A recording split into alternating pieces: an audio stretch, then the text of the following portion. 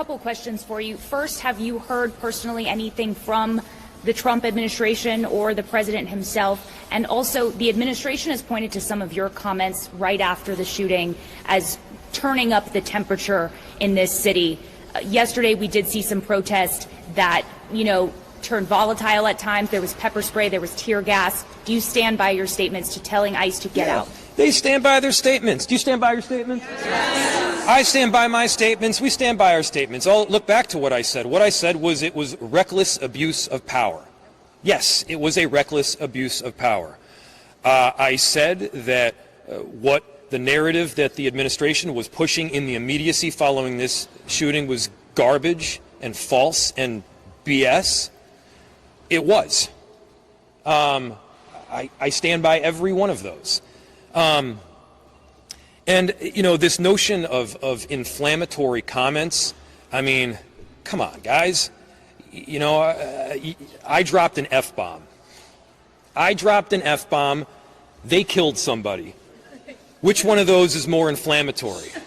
I'm going with the killing somebody. Donald Trump has said that it's clear that Rene Nikolga was not just trying to run this officer over, that she actually ran him over. J.D. Vance has promised this officer absolute immunity in this case. Is there any hope of an independent investigation while they're in charge? The way you put it, it's pretty grim.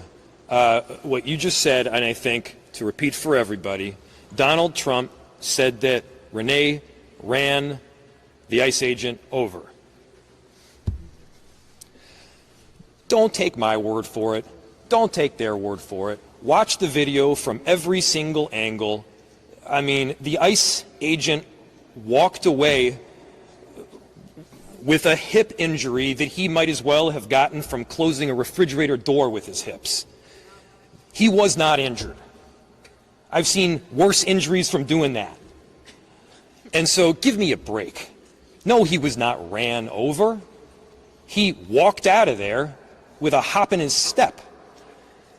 And so we just got to get to the point where we're at least operating from, hey, this is like, we're looking at it on the video screen, this is what we're seeing, can we all see that it wasn't run over? And then, J.D. Vance, this concept of absolute immunity is pretty bizarre.